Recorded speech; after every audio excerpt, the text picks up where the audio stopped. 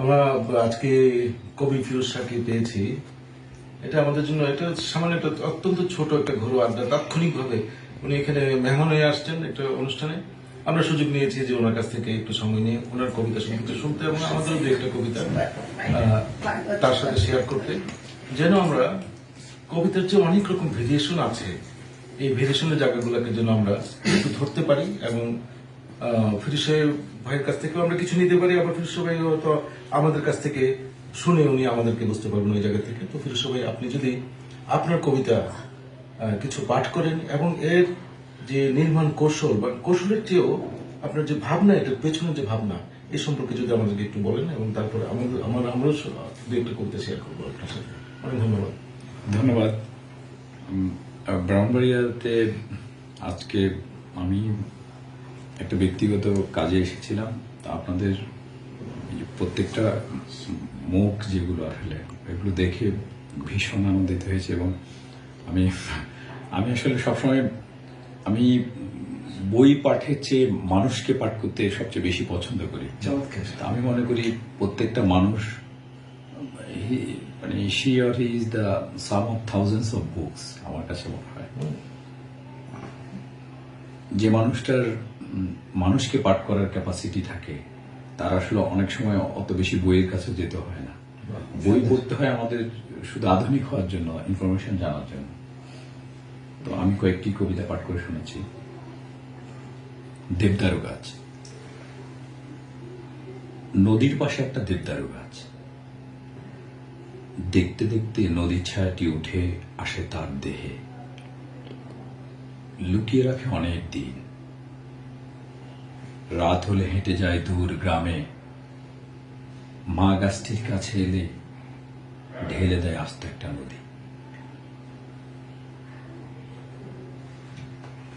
আরেকটি কবিতা পাঠ করছি। এই কবিতার শিরোনাম হচ্ছে চক্র। একটি কালো ছাগল ঘাস খেতে খেতে পুরো বিকেলটাই খেয়ে বসে আছে। বাহ, চমৎকার। বাহ। পাকস্থলিতে সন্ধ্যা নেমে রাত আসে, পরদিন মলদার দিয়ে বের হওয়া উজ্জ্বল ভোরের গ্রামে দুপুরের পেটে ঢুকে যাচ্ছে কালো ছাগল। চক্র। চক্র। আরেকটি কবিতার শিরোনাম সংহার। দেয়াল ঘড়ির ভেতরে বাস করে তিনজন, ক্রমিক সংগমে প্রেগনেন্ট।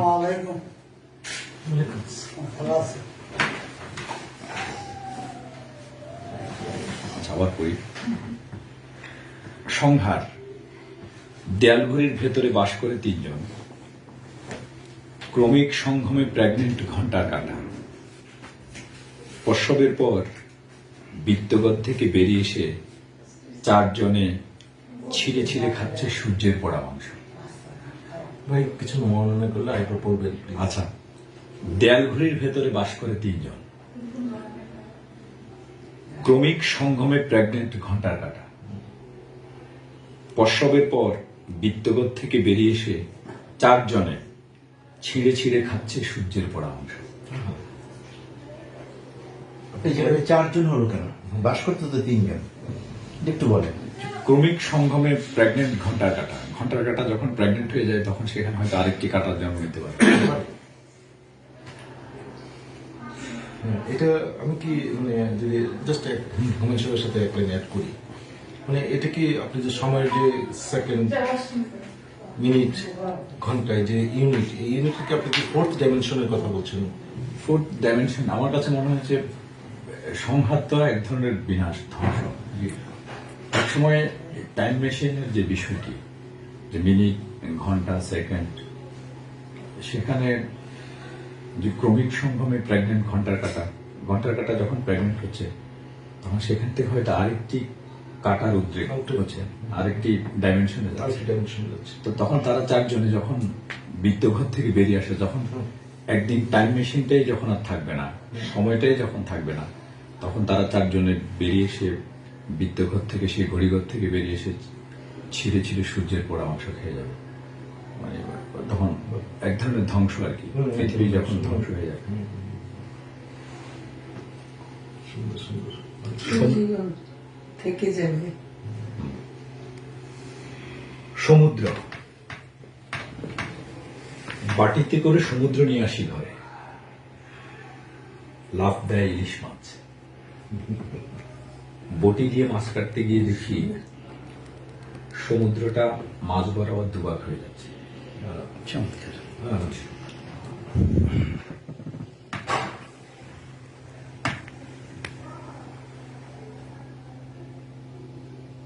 আরেকটি কবিতা শিরোনাম আনন্দ বৃক্ষ। পয়সার ভেতরে একটি আনন্দ বৃক্ষ, প্রতিবার হাত বদলে একটি করে ফুল ফুটে, ছড়িয়ে পড়ে সাদা গ্রাম। অসাধারণ প্রত্যেকটা কল্পনা- ভেরিয়েশন টাইপ। কল্পনার জায়গাগুলো দেখছেন মানে উত্তরাধিকার, এটা হচ্ছে আসলে আমার উত্তরাধিকার।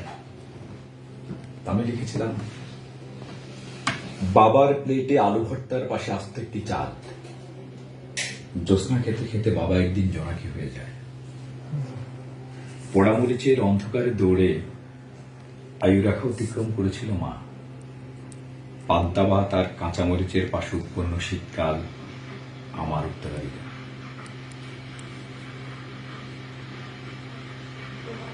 আরেকবার বলেন। উত্তরাধিকার, বাবার প্লেটে আলু ভর্তার পাশে আস্ত একটি চাল, জ্যোৎস্না খেতে খেতে বাবা একদিন জোনাকি হয়ে যায়। পোড়ামরিচের অন্ধকারে দৌড়ে আয়ুরাখা অতিক্রম করেছিল মা, পান্তা ভাত আর কাঁচামরিচের পাশে উৎপন্ন শীতকাল আমার উত্তরাধিকার।